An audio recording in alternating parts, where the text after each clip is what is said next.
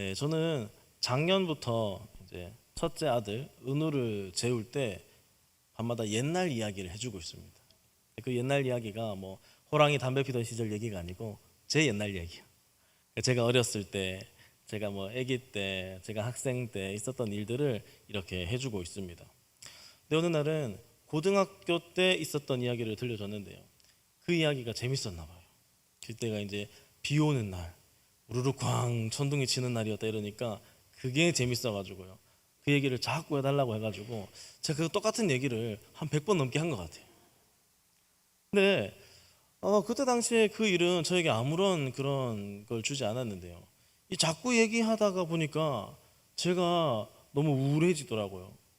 어떤 이야기였냐. 그 친구들은 다 학교 주변에 이렇게 살고 있었는데요. 저는 이제 외곽에 살고 있었습니다. 그래서 이제 버스를 타고 이제 한참을 와야 되니까 늘 첫 차를 타고 이제 왔다 갔다 했거든요. 그날도 여김없이 이제 첫 차를 타고 가는데 갑자기 하늘에서 먹구름이 꽉 끼더니 천둥이 막 치면서 장대비가 내리는 겁니다. 근데 그칠 생각을 안 하는 거예요. 제가 버스에서 내려가지고 정류장에서 학교까지 20분 정도 걸어야 되는데요. 그냥 보슬비, 이슬비 이런 게 아닙니다. 완전히 한여름 장맛비처럼 그렇게 내리는 비를 20분 동안 맞고 걸어간다고 한번 생각해 보십시오. 교실에 딱 들어오니까요. 머리 끝에서부터 발끝까지 심지어 이 속옷까지 이렇게 싹 다 젖은 겁니다. 그럼 어떡합니까? 벗을 수 있는 건 다 벗어가지고 짜고 털고 하면서 이제 말렸던 거죠. 근데 그러고 있는데요. 점점 하늘이 개더니 해가 쨍쨍 비추는 거예요. 그리고 이제 등교 시간이 다 됐습니다. 애들이 오는데요. 뽀송뽀송하게 들어오는 겁니다.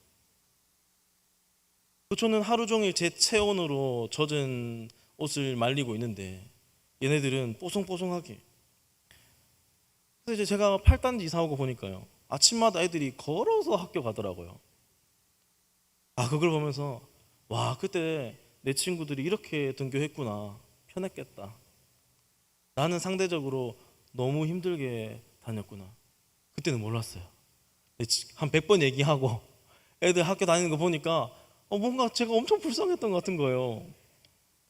그래가지고 뭔가 우울해지는 거예요. 그래서 그걸 계기로 제가 이때까지 살아왔던 것들이 막 영화처럼 막 지나가면서 그런 거 있잖아요. 내가 비련의 주인공이 돼가지고 학창시절은 그렇게 보내고 또 20대 때는 또 힘들게 또 여기저기 다니면서 또 보내고 그런 것들. 그래서 제가 한번 쭉 제 삶을 돌이켜 보니까 나는 참 언제나 역부족이었다. 성격도 그렇고 친구들과의 관계도 그렇고 성적도 그렇고 내 삶 자체가 누군가로부터 인정받기에는 다 부족했다. 그래서 이 자존감 낮은 청소년 시기를 보내고 20대 시기를 보내면서 끊임없이 주님이 부르신 거는 알겠는데 제가 자존감이 낮고 회복이 안 되니까요. 주님 못하겠습니다. 왜 나 같은 죄인을 부른 겁니까? 하나님 나라 망칠 일이 있어서 날 부른 겁니까? 이런 기도를 거의 10년 내내 20대 내내 했던 것 같아요. 그러니까 지금 이 자발적인 이 마음으로 여기 앉아있는 20대 청년들을 보면은요, 제가 어떻게 이렇게 하나님께서 인도하셔가지고 저들이 영적 리더일 수 있는지 모르겠어요. 저는 그때 당시에 잘 못했거든요. 성도님들은 어떠셨어요? 이때까지 어느 정도 괜찮게 살아오셨습니까? 아니면 이번에도 겨우겨우 넘어갔다. 매번 이렇게 힘들게 쉽지 않게 역부족이다. 주님 이렇게 인생 살 거면 왜 살게 했습니까? 뭐 이렇게 투덜거리기도 하고 원망도 하면서 그렇게 살아오셨습니까? 아마 많은 분들이 아무리 잘 자라왔어도 크고 작은 오르막 내리막을 겪으면서 이곳까지 오신 걸 아니겠습니까? 오늘 본문에도 보면요, 저처럼 이 자신의 능력으로는 아무것도 할 수 없구나 하는 것을 알게 된 자들의 이 절망이 가득 담겨 있습니다. 첫 번째 보니까요, 어릴 때부터 말 못하게 하는 귀신이 들린 아버지, 그 아들을 둔 아버지가 나오더라고요. 그래서 21절 22절에 보면 어릴 때부터 이랬다. 예수님이 이 아이가 언제부터 그랬냐? 어릴 때부터 그랬습니다. 처음에는 예쁘게 낳았겠죠. 아이고 금이야 오기야 키우고 있는데 어느 날부터 이상해진 거죠. 귀신이 그를 죽이려고 하고 불과 물에 자주 던지고 거품을 물고 쓰러지고, 마태복음에서는 이것을 이제 간질 때문이라고 설명하지만은 이 마가는요 그렇게 표현하지 않습니다. 이 관질과 같이 의학적인 어떤 단어로 설명하지 않고 귀신 들렸다 이렇게 표현한 것은, 눈에 보이지 않는 귀신을 사람이 어떻게 쫓아내겠습니까? 아버지가 자녀에게 아무리 슈퍼맨과 같은 존재인들 보이지 않는 귀신과 어떻게 상대할 수 있겠습니까? 그 아이의 고통과 아버지의 고통이 감당하기 힘든 거였을 것이다는 것을 알려주기 위함이다, 그렇게 생각하는 학자도 있습니다.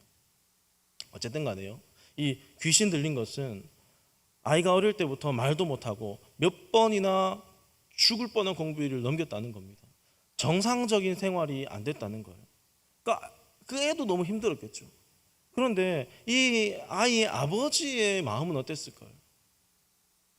단 한시라도 방심할 수 없는 이 위험을 품고 있는 아들의 그 위험을 감수해야 되고 돌봐야 되는 그 아버지의 마음과 괴로움은 어땠을까요? 제가 예전에 사역했을 때 이 조현병을 앓고 있는 청년이 하나 있었거든요. 근데 그 청년이요, 괜찮다가요, 어느 날 갑자기 온 동네를 휘젓기 시작하는 겁니다. 통통했는데요, 하도 돌아다녀가지고 살이 쏙 빠졌어요. 식당에 가가지고 기물 파손도 하고요. 저기 한양대 에리카 아시죠? 분수대 있는데 거기 또 들어가가지고요, 난리 부리고 경찰이 오고 뭐 그런 일이 있었습니다. 교회 와서요, 새벽이든 저녁이든 예배 있는 데는 와가지고 앞에 나와서 소리 지르고 말리다가요, 저는 안 맞았는데 제 옆에 있던 전도사님은 얼굴 맞아가지고 안경 다리도 막 부러지고, 그런 일이 반복이 되면서 제가 무슨 생각이 들었냐면요, 아니 아들이 저러고 다녔는데 부모님 뭐 하시나, 그런 생각이 들더라고요. 근데 어느 날 마침 그 청년의 어머니를 만날 기회가 있었습니다.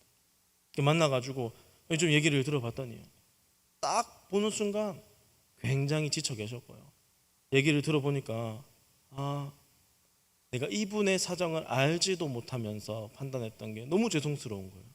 이 시간에 뭐 시시콜콜 다 이야기할 수 없지만은 이미 이 어머니의 능력을 벗어난 일이었습니다.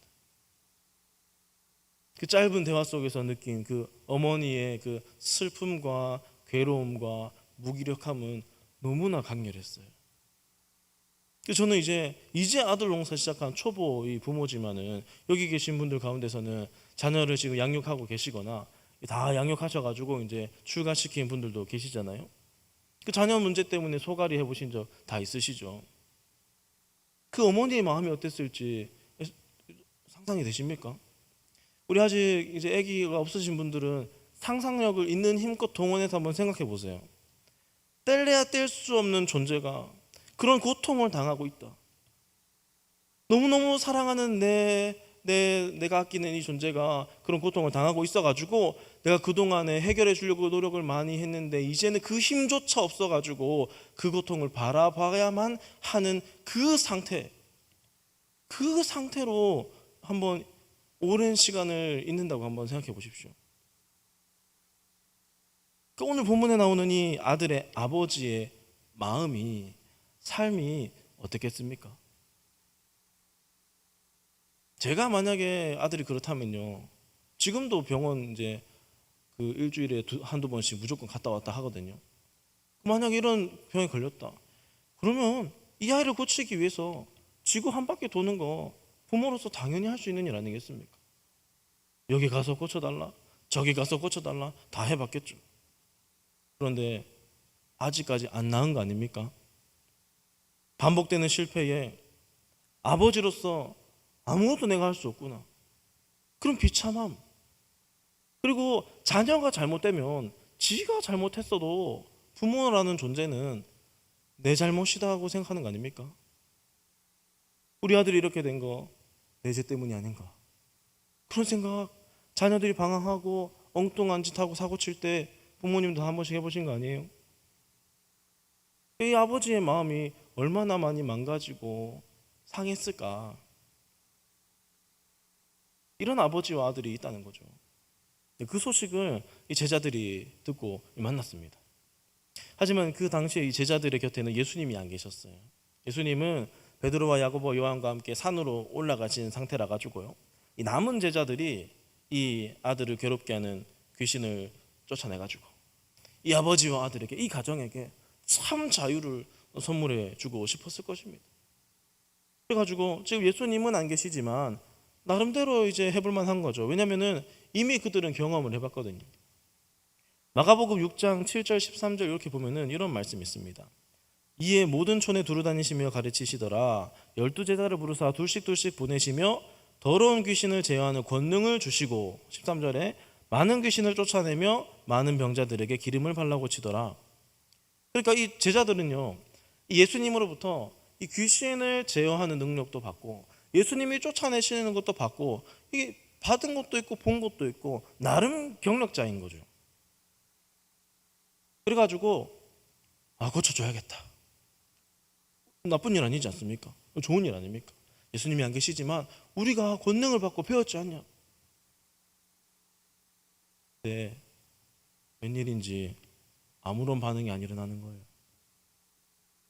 분명히 예수님께서 능력을 주시고 실제로 그 능력을 행하고 다녔는데, 봤는데, 내가 해봤는데 안 되더라는 겁니다. 제자들이 정말 열심히 잘 하려고 했는데 그들도 안 되는 거예요. 아버지로서 아들도 못 고쳤고, 예수님의 제자들이, 예수님이 지금 잠시 자리를 비우신 상태지만 그들의 고통과 어려움을 듣고 고쳐주려고 귀신을 쫓아내려고 했는데 제자들도 안 돼요. 그때 제자들은 또 무슨 생각했을까요? 예수님의 능력이 떠났나? 나도 모르게 죄를 지은 게 있나? 나는 예수님을 따라간 그 제자들보다 좀 못한 존재인가? 아마 여러 가지 생각을 하며 또 절망할 수 있지 않겠습니까? 안 되니까요. 다시 한번 반복적인 실패를 맛본 아버지. 열심히 했는데 더 큰 장애물 앞에서 절망한 제자들. 그들 모두 자신의 문제를 해결하기에는 턱없이 부족한 능력을 가진 그런 사람들이었습니다. 우리 성도님들은 어떠십니까? 능력 있으세요? 다 하실 수 있으십니까? 주님 내게 주신 사람들이 있고 맡겨주신 환경들이 있습니다. 다 잘 가꾸고 잘 운영하고 잘 하고 계신가요?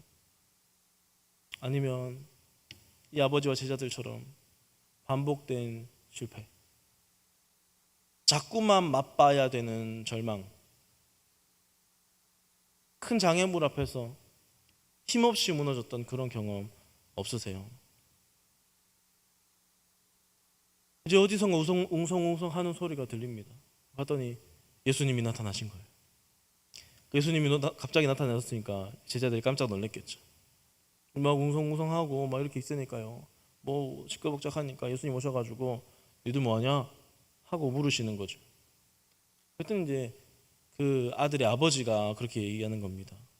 내 아들이 귀신 들려가지고 데려왔는데 선생님의 제자들에게 좀 쫓아내달라고 부탁했는데 못하더이다. 무엇을 할 수 있거들랑 우리를 불쌍히 여기서 좀 도와주세요. 제자들 못했는데 선생님이 하실 수 있으면 좀 어떻게 좀 한번 해봐 주이소. 뭐 이 말 아닙니까? 이 허탈한 마음에 하소연하는 아버지. 제자들은 아마 그 예수님 앞에서 어떻게 있었을까요? 무슨 말 했는지 어떻게 있는지 알 수 없지만 그냥 상상을 한번 해보는 거죠.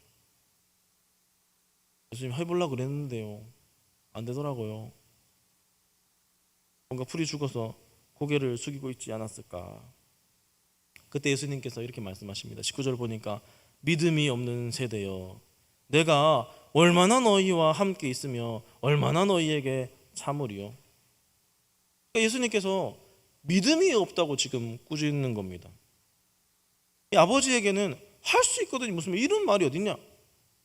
제자들에게는요, 믿음이 너무 작아, 이렇게 책망하시는 거죠. 이 반복된 실패에 빠진 아버지는요, 예수님을 향해 예수님 할 수 있거든 한번 해보십시오. 이 뭡니까? 구원자를 앞에 두고 도무지 전혀 믿음이 없는 그런 말을 하는 것은요, 이 반복된 실패 때문에 이 기대감이 사라진 거 아니겠습니까?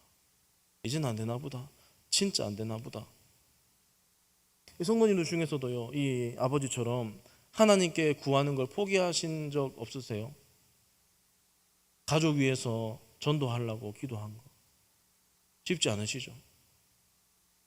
제가 정말 또 아끼는 청년 가운데 한 명은 또 부모님 전도하려고 15년, 20년 이렇게 기도하는데 아무런 반응이 없대요. 하루는 저한테 찾아와가지고 막 따지더라고요. 목사님 이게 맞냐고. 저는 엄마 아버지가 목사님 사모님이라고 할 말이 없어요. 교회 잘 다니고 계시거든요 지금. 그렇게 얘기하는 거예요. 가족, 내 삶, 생활, 상처, 내 관계 해결 안 됩니다. 기도해도 안 돼요. 하나님이 어느 날 말씀을 통해서 한번 해봐라. 하나님 이때까지 해봤는데 안 되던데요. 너무나 자연스럽게 이 말이 나오지 않겠습니까? 이제 마태복음 17장 19절 20절에 보면요, 이 제자들이 예수님께 조용히 나와서 여쭤봐요. 우리가 왜 귀신 못 쫓아냈습니까? 우리가 왜 못 쫓아낸 거예요? 예수님께서 그렇게 말씀하시는 거죠.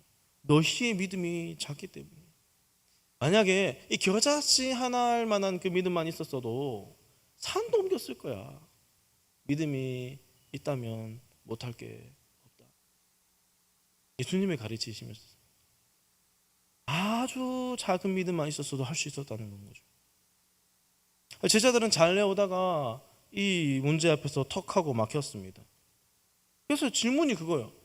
예수님, 어째서 우리가 이걸 못했습니까? 하는 거예요. 우리가 이걸 왜 못했습니까?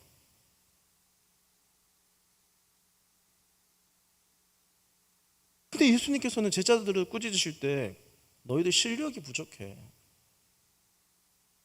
그게 아니잖아. 연습을 좀 했었어야지. 그럼 무능력함을 꾸짖으시지 않으십니다. 믿음이 없었다는 걸 꼬집으시는 거죠. 너희에게 필요한 것은 산을 옮길 수 있는 능력이 너희에게 있는 걸 확인하는 게 아니고 산을 옮길 능력이 나에게 있는 것을 믿는 게 핵심이야. 이거예요. 네가 산을 옮길 능력이 있고 없고 중요한 게 아니고 내가 옮길 수 있으니까 너는 나를 조금이라도 믿었으면 할 수 있었다 임마. 이 얘기를 지금 하고 계시는 겁니다. 예수님은요, 실력이 아니고 실력 없음을 꾸짖으신 게 아니고 믿음 없음을 꾸짖으셨다. 예수님을 향한 불신은 곧 나를 향한 신뢰인 거죠. 예수님을 향한 불신, 나를 향한 신뢰, 이거는 심각한 장애물입니다.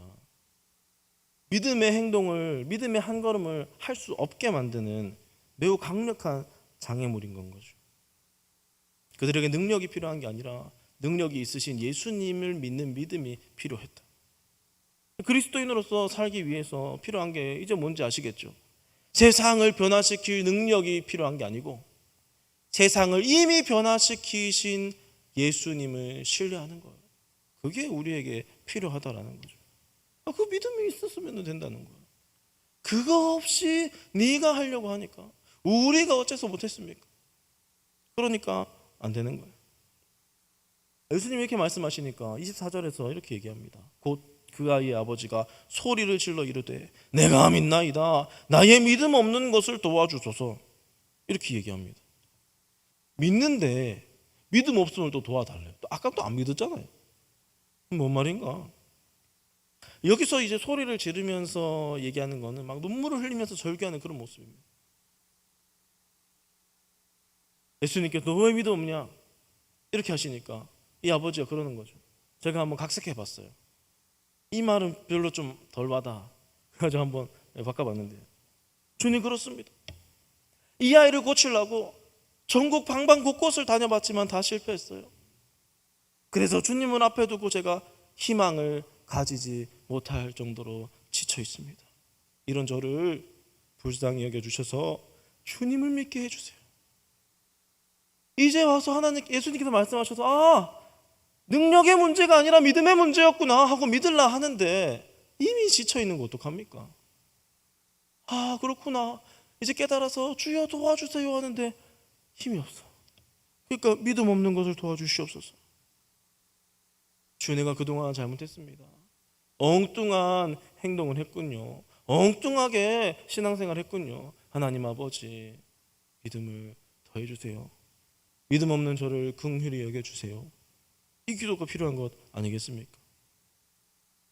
그 말을 들으신 예수님께서는 아버지의 노력으로 되지 않았던, 제자들의 노력으로 되지 않았던 그 아들을 치료해 주시는 거죠. 노력은 안 됐는데 믿음으로는 된다. 이거를 예수님께서 확실하게 보여주신 겁니다. 이제는 귀신에게 명하셔가지고 나가라, 다시는 들어오지 마라. 아예 못 박으신 거 아닙니까? 절대로 다시 이런 일이 없도록 실신한 아이의 손을 잡아 일으키면서 예수님께서 친히 보여주신 거죠. 능력이 아니라 믿음이다. 마가는 이 이후에 제자들에게 특별한 가르침을 하시는 예수님에 대해서 기록했습니다. 28절 29절 보니까 집에 들어가시며 조용히 묻자오되 우리는 어찌하여 그 능히 귀신을 쫓지 못했습니까? 예수님께서 또 말씀하시죠. 이르시되 기도 외에는, 기도 외에 다른 것으로는 이런 종류가 나갈 수 없다. 마가복음에서는 우리는 왜 귀신을 쫓아내지 못했습니까? 이렇게 여쭤봤더니 제자들에게 기도해야 돼, 이렇게 얘기하시는 거죠. 기도가 뭡니까? 기도는요, 언제 나오죠? 하나님을 의지할 때 나오는 거 아닙니까? 어떤 일이 일어났을 때 주님 앞에 나아가는 것 자체가, 기도하러 가야지 하는 것 자체가 이 믿음의 행위 아닙니까? 그러니까요, 이 어떤 문제가 생겼을 때 내가 기도의 자리로 얼마나 빨리 나오냐가 이 믿음의 실력인 거죠. 보통 어떻습니까? 어떤 일을 당했어요.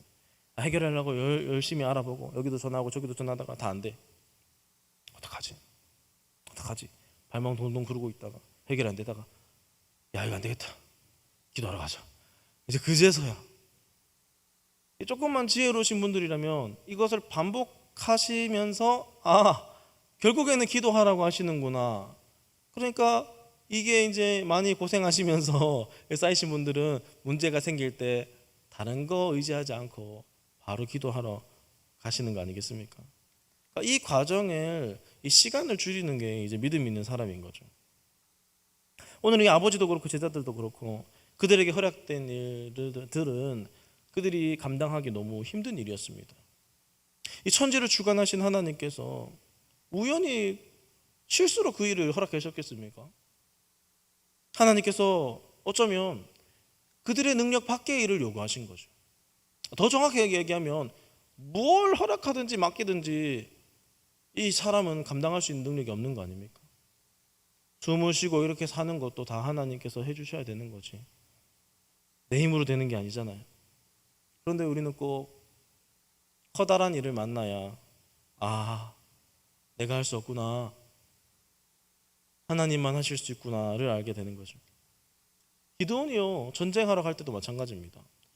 이미 많이 모였지만 많이 모인 것도 아니에요. 그 인원수로 가면은 이 이스라엘 백성 한 명이 적군 5명을 죽여야지 이 똑같은 수의 전력 차이였습니다. 하나님 자꾸 보내시잖아요. 나중에는 1대 450명, 혼자서 450명하고 말싸움도 못할 것 같아요. 되겠습니까? 그 정도로 말도 안 되게 이겨야 인간들이 말 못한다는 거죠.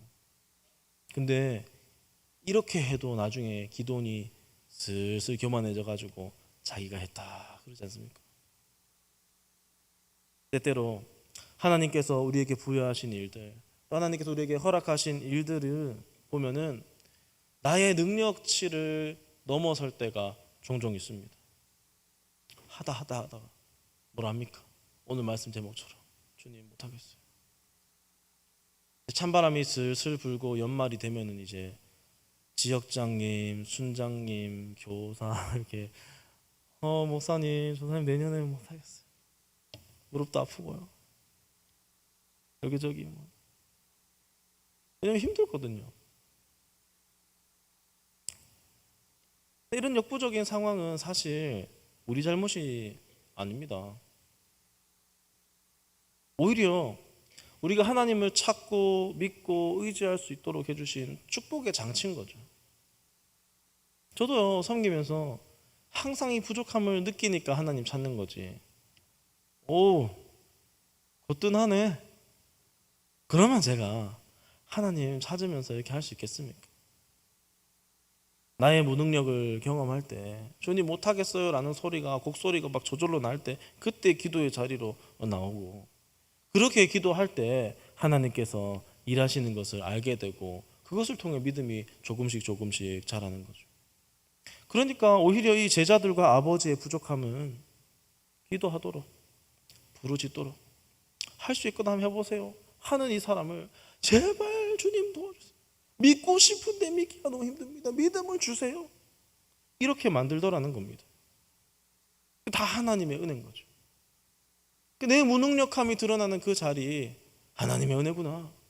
이것을 캐치할 수 있는 또 이 영적인 감각이 필요한 거죠, 우리에게. 저도 이제 사역하다 보면요, 이 힘들고 또 힘에 부칠 때가 있습니다. 또 반복되는 좌절을 경험할 때, 이 교회 봉사 또 사람 대하는 거 이렇게 일하시는 분들 다 비슷하지 않습니까? 나도 내 맘대로 안 되는데 상대방은 어떻게 그렇게 하겠습니까? 항상 변수가 있는 거죠. 하나님, 내 실력으로는 도저히 감당할 수가 없습니다. 그런 거 느낄 때마다 고개가 푹 숙여지는 거죠. 그럴 때마다 저는 기도합니다. 하나님, 언제까지 내가 이래 비실비실거리면서 사역해야 됩니까? 하나님, 저는 언제 좀 이렇게 좀 성장해가지고 이 사단의 얄팍한 속임수로부터 자유로워지고 좀 이렇게 못 떨어지게 좀 이렇게 사역할 수 있습니까? 맨날 숨차가지고 헉헉거리면서 있는데 내 모습이 너무 아마추어 같고 싫어요. 그런 기도를 하는 거죠. 근데 언젠가 제가요, 어머니랑 통화를 하는데 대뜸 어머니가 힘들다 이렇게 얘기하시는 거예요. 아무도 뭐라고 하지 않는데 내 마음이 요동쳐서 힘들다 딱 이렇게 얘기하시더라고요. 그러면서 제 얘기 뭐 듣지도 않고 그냥 바로 기도해야지 하시더라고요. 그러니까 본인이 혼자 얘기하고 본인이 혼자 답하고 뭐 이제 그렇게 하셨는데요. 저는 좀 충격적이었습니다. 그 말이. 저는 부모님이 롤 모델이거든요. 나도 부모님처럼 저렇게 은퇴할 때까지 아무 사고 치지 않고 저렇게 한결같이 성도 섬기면서 나도 저런 마무리를 좀 하고 싶은데, 항상 그런 마음이 있었는데요. 어머니가 힘들다, 마음이 요동친다 하니까 저는 깜짝 놀랐습니다. 놀라면서 동시에 어떤 마음이 들었냐면 괜히 좋은 거예요. 위로가 되니까, 아, 원래 그런 거구나. 원래 저렇게 살아가는 거구나. 하나님 섬기고 성도 섬기는 거 원래 저렇게 마음이 요동치는데 그 요동치는 것을 붙들기 위해서 기도하면서 그렇게 겨우겨우 가는 게 원래 맞구나. 내가 너무너무 실력이 없고 부족하고 자격이 없고 그래서 내가 그런 줄 알았는데, 조금 있으면은 은퇴하시는 부모님도 저 정도면은 내가 정상이네. 그러면 하면 이제 위로가 되는 거죠. 그리고 제가 아주 중요한 걸 깨달았습니다. 내 부족함에 초점을 두는 삶을 이제 멈춰야겠다. 하나님을 바라봐야겠다. 요동칠 수 있고 흔들릴 수 있는 거 당연하다. 그때 어머니처럼 기도해야지. 어디 뭐 여행 가야지, 뭐 맛있는 거 먹어야지, 이게 아니고 기도해야지. 그렇게 해야겠다. 사랑하는 성도 여러분, 믿음이 없는 우리에게 주님께서 내가 너에게 맡긴 것은 기도하고 은혜 누리라고 준 거지, 너의 능력으로 하려고 힘들어하고 괴로워하라고 준 게 아니야. 그렇게 말씀하십니다. 그러니까 우리가 뭐 해야 되겠습니까? 이 아들을 둔 아버지처럼 무릎 꿇고 외치는 거죠. 주님, 나는 못하겠습니다. 제자들처럼 여쭤봐야죠. 예수님, 나는 왜 안 됩니까? 왜 못합니까? 예수님께서 말씀하시는 거죠. 믿음이 없어서 그래. 내 문제, 내 상황, 내 앞길, 내 관계, 이 모든 것 절대로 네가 해결할 수 없다. 너에게 항상 과분한 것들이야. 내가 그렇게 해줬어. 왜요? 나만 바라보라고, 나만 믿으라고 줬다는 겁니다. 내 힘으로 하고 막 이렇게 하는 거 정죄하지 않습니다. 내 힘으로 하다 보면 안 돼가지고 결국에는 주님 찾게 되니까요, 하나님의 자녀는. 그래서 그마저도, 그 어려운 과정마저도 하나님의 축복이고, 내게 주신 모든 것들 내 능력으로 할 것이 아니라 주여, 이미 해결하실 수 있는 능력이 있는 주님을 바라보며 주님을 내가 믿습니다. 내가 이 문제와 싸우는 게 아니고 이 문제를 해결할 수 있으신 예수님을 믿느냐 안 믿느냐, 의심하느냐 안 하느냐, 그걸로 싸우게 하여 주옵소서. 그 기도가 반드시 있어야 됩니다. 영적인 싸움 엉뚱한 걸로 절대 하지 마시기 바랍니다. 이거 내가 하려고 하면요, 결국엔 안 돼요. 주여, 이거 할 수 있도록 해주시옵소서, 능력을 주시옵소서, 이렇게 하면요, 백날 해봐도 안 돼요. 돼도 엄청 힘들걸요. 이 문제, 천지를 창조하신 하나님은 당연히 해결하실 수 있을 텐데, 내 눈에 보기에 너무 커 보여가지고 마치 하나님도 해결하지 못할 것 같은 그런 인간적인 마음이 듭니다. 내 믿음 없음을 도와주세요. 하나님 아버지, 하려고 능력에 집중하는 것이 아니라 믿음에 집중해야 되는데 자꾸만 종인 내가 왕인 하나님보다 앞서 나가려고 움찔움찔하고 있습니다. 제 손과 다리를 좀 잡아주세요. 그런 기도를 해야 된다는 거죠. 그러면 큰 어려움 앞에, 무거운 짐 앞에 내 손에 힘을 빼고 눈을 딱 감으면 그 무거웠던 무게가 가볍더라는 거예요. 하다가 힘을 빼고 눈을 감고 예수님을 생각하면 이 무게가 가벼워진다. 오늘 이 말씀, 그것을 기억하라는 겁니다. 산은 너의 능력으로 옮기는 게 아니고 내 능력으로 옮기는 거다. 너의 능력 없음을 한탄하지 말고 나를 믿지 못하는 그 믿음 없음을 가지고 슬퍼해라.